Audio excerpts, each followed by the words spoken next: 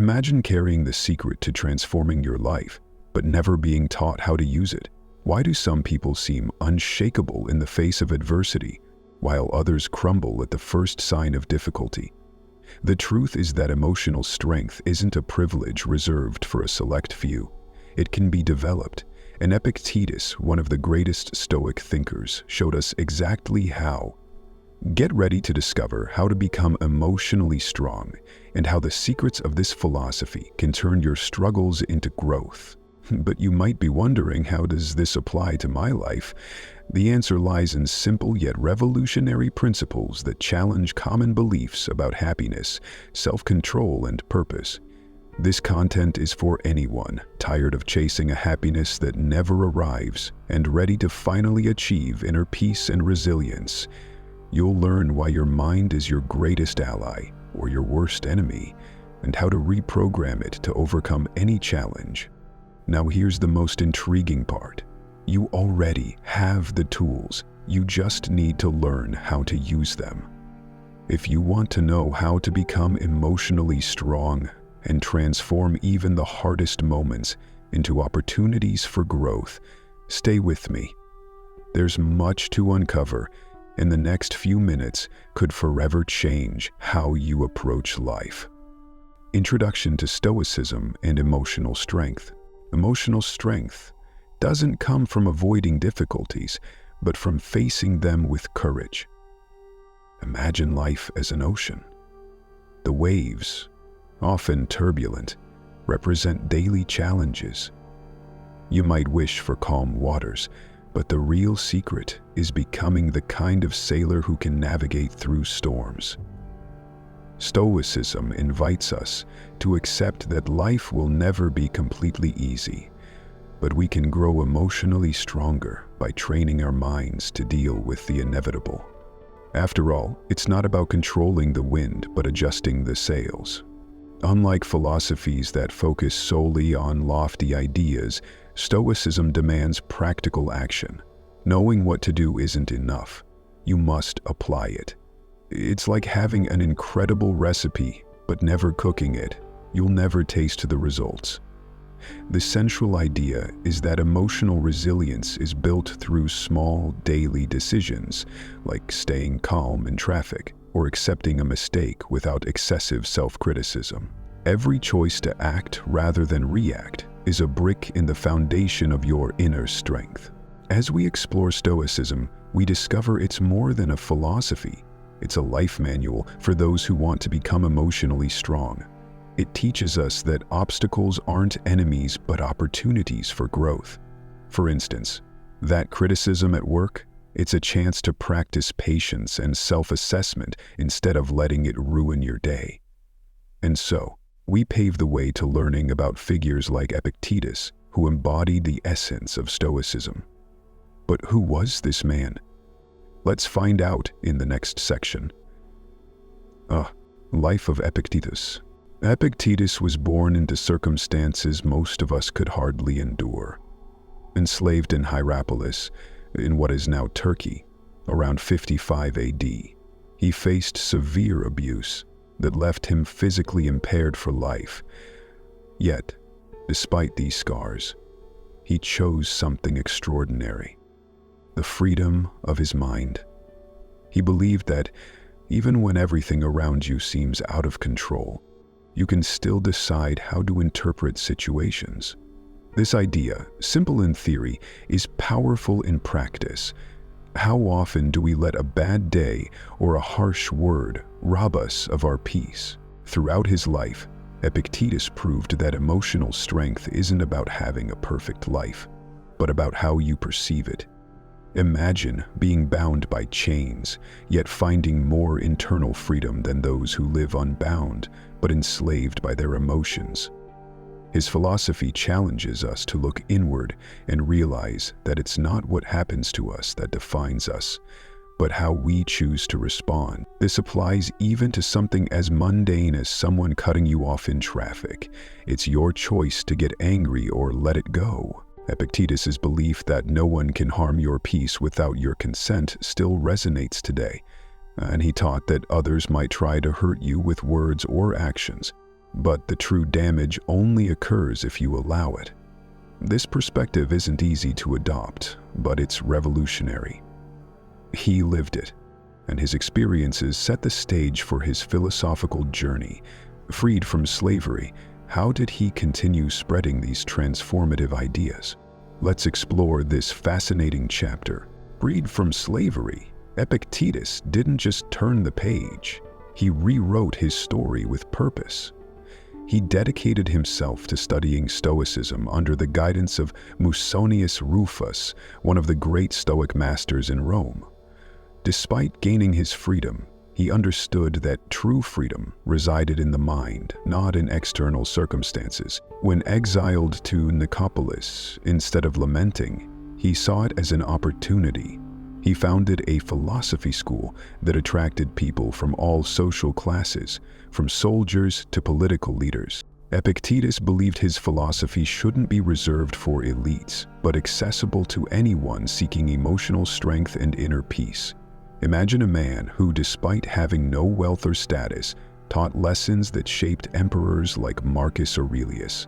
His teachings, recorded by his student Arrian, continue to influence people today. It's as if each word he spoke was a brick, building a bridge from the past to the present, connecting his principles to our daily struggles. His philosophical journey shows how he transformed adversities into fuel to illuminate the lives of others. He didn't just preach theory, he lived what he taught, and that made all the difference. Epictetus reminds us that challenges, such as being criticized at work, are opportunities to apply these principles in practice. But how exactly did he do this? He used Stoicism to cultivate discipline, inner peace, and resilience, which leads us directly to his most profound teachings. Key teachings from Epictetus: happiness and emotional strength. Epictetus believed that true happiness doesn't come from wealth or external achievements, but from a disciplined mind and strong character. He invites us to reflect. Are we searching for joy in places that can't truly provide it? Imagine someone buying a new car, hoping it will fill an inner void. Emotional strength is as fleeting as the car's shine. According to Epictetus, emotional strength is the foundation of lasting happiness, and this strength is built, not inherited. Developing emotional resilience is like training a muscle. It requires constant practice and the willingness to face discomfort. Epictetus encourages starting small, like resisting the urge to react impulsively to a negative comment. Think about an ordinary day. Instead of losing patience when a bus is late, use that moment to practice calmness. These small choices shape who you are, creating a solid foundation for handling greater challenges in the future. Epictetus's philosophy emphasizes that happiness and emotional strength go hand in hand. For him, peace doesn't come without conscious effort. Every challenge is an opportunity for growth, not a threat to your well-being. What are you doing to become emotionally stronger? Epictetus offers practical tools to develop this strength, such as understanding what is and isn't within your control, a principle so fundamental that it deserves deeper exploration. Lesson 1: The dichotomy of control. One of Epictetus's most powerful lessons is the concept of the dichotomy of control. Some things are within our power, while others are not. It seems obvious, yet how often do we waste energy trying to control the uncontrollable?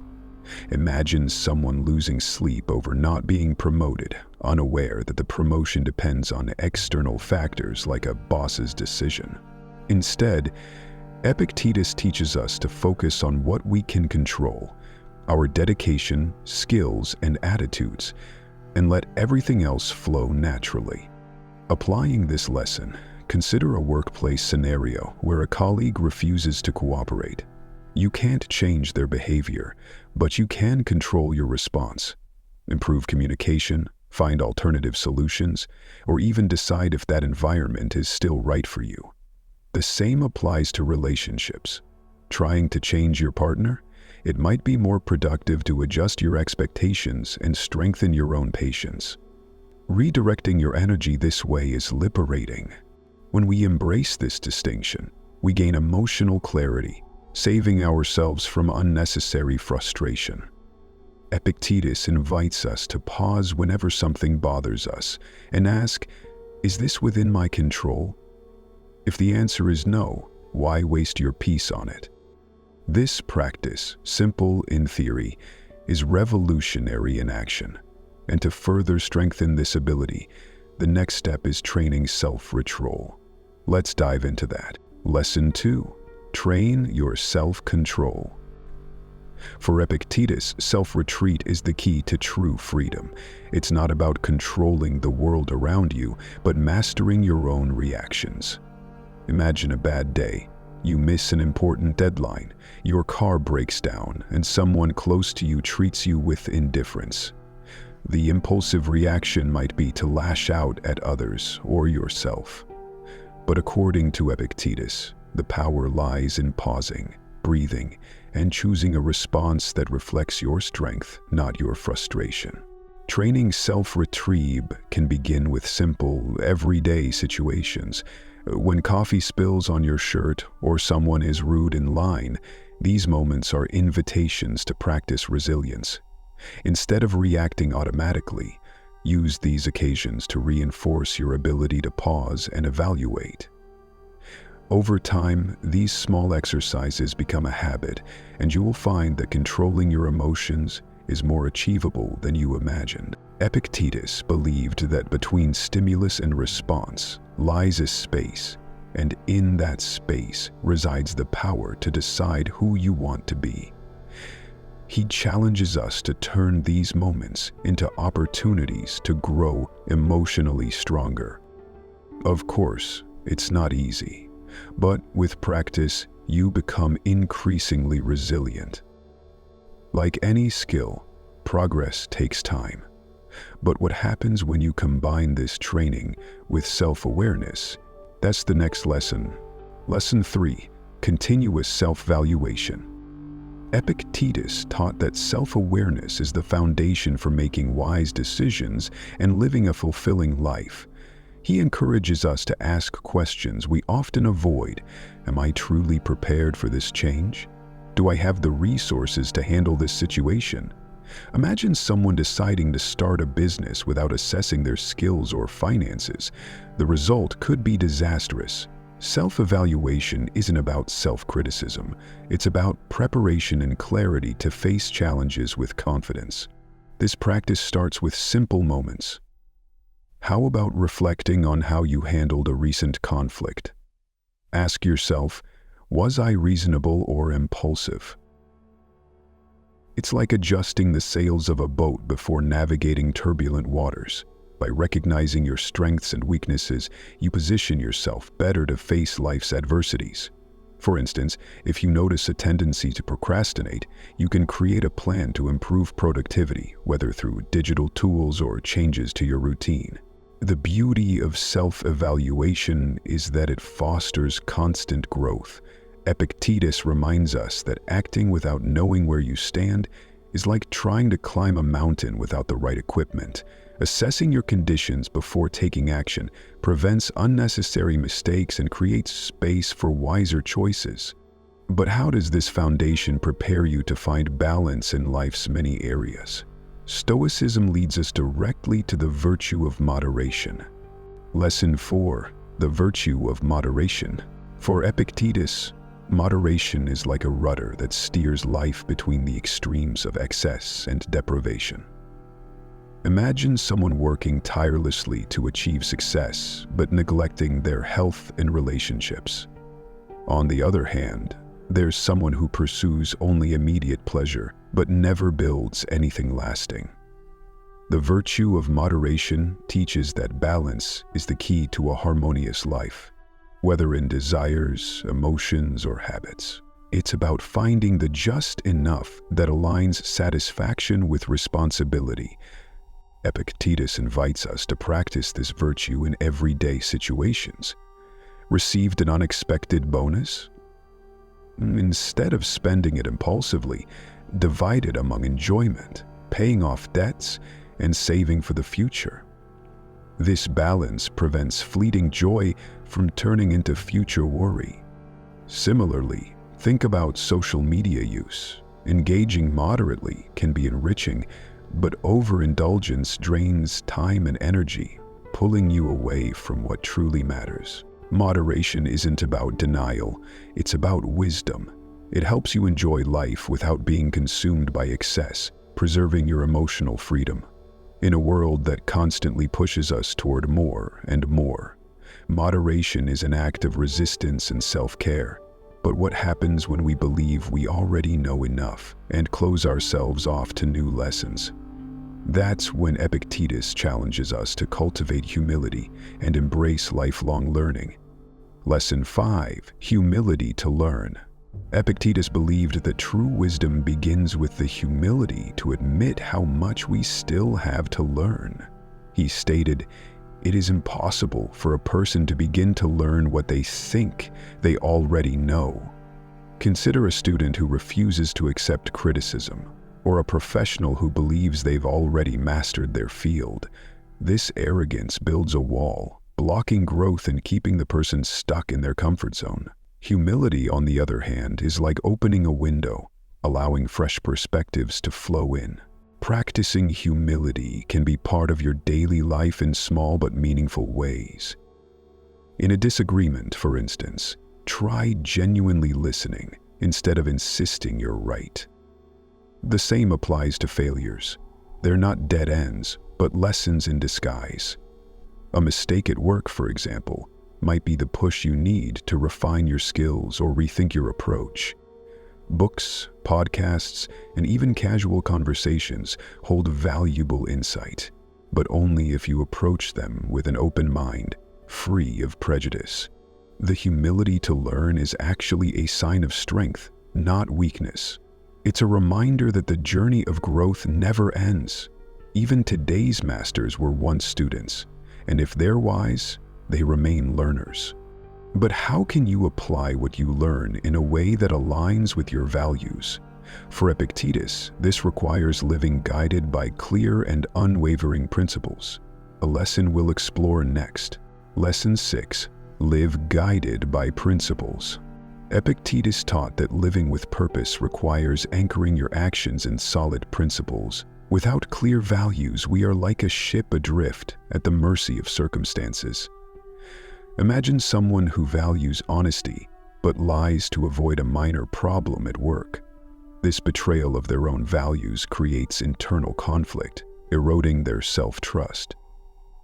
Living guided by principles is, above all, an act of integrity, even when no one is watching. Principles aren't abstract ideas, but practical guides for daily decisions. If your value is compassion, it means responding with patience to someone who behaves rudely. If it's discipline, it means keeping your promises, like waking up early to work on your goals. These daily choices shape your identity. It's not always easy, but it's precisely in challenging moments that your principles are tested and strengthened. By living this way, you experience a unique freedom. The freedom to remain true to yourself, regardless of external pressures. Epictetus reminds us that principles are the foundation of a purposeful life, not a restrictive one. They provide direction, especially in uncertain times. But what happens when the pursuit of happiness conflicts with relentless desires? Epictetus also has wisdom to share on this, guiding us to an essential lesson. Lesson 7. Decide between desire and happiness. Epictetus warned that true happiness cannot coexist with relentless desires. He stated, "It is impossible to unite happiness with an incessant desire for what we do not have." Think about how often you've tied your joy to something in the future. I'll be happy when I get that job, or when I have more money, everything will be perfect. This endless chase traps us in an emotional hamster wheel, always running but never arriving. The key, according to Epictetus, is to shift your focus to the present. Gratitude for what you already have, your health, relationships, and daily victories, is the first step to breaking this cycle. This doesn't mean giving up on dreams, but balancing them with an appreciation for what's already within reach. Try this. Instead of lamenting what's missing, write down 3 things you're grateful for each day. It seems simple, but this habit can transform your perspective on happiness. The happiness tied to the future is a trap that steals the present. Epictetus challenges us to live more fully, finding joy along the way, not just at the destination. When you accept this, your emotional strength grows, because it no longer depends on external circumstances. But how do you align this mindset with the person you want to become? Epictetus's final teaching urges us to declare who we aspire to be and live in accordance with that vision. Epictetus reminds us that clarity about who you want to become is the first step to living with purpose. He said, first say to yourself what you would be, then do what you have to do. Imagine a sculptor starting with a raw block of marble. Without a clear vision of what they want to create, they will only chip away randomly, creating nothing of value. Life works the same way. Without direction, you let circumstances shape you instead of intentionally crafting your character. Defining who you want to be requires honesty with yourself and an actionable plan. Do you want to be disciplined? Start with small habits like keeping appointments or sticking to a morning routine. Want to be more compassionate? Practice kindness in everyday situations like helping a coworker or listening attentively to a friend in need. Each action aligned with your vision reinforces your identity and turns intentions into reality. Epictetus emphasized that actions, not words, define who you are. Claiming to value health while neglecting your body is a contradiction that erodes self-trust. He challenges us to align our daily decisions with who we truly want to be, even when no one is watching. After all, a meaningful life doesn't happen by chance. It's the sum of intentional choices.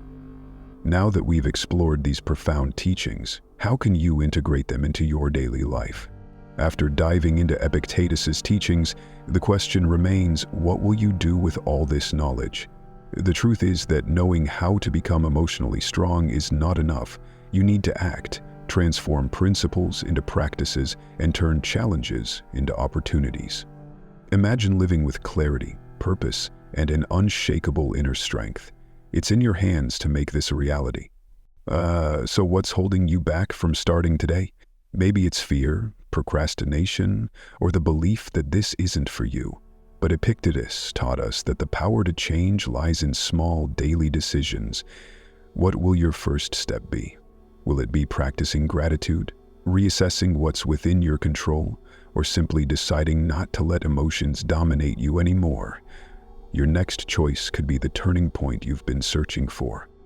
Now, I invite you to subscribe to the channel and turn on notifications. Here, you'll find much more about Stoicism, self-awareness, and building a life of resilience and purpose. After all, the journey of growth is continuous, and every new insight is a step closer to becoming your best self. Don't put it off. Start now to become the person you've always wanted to be.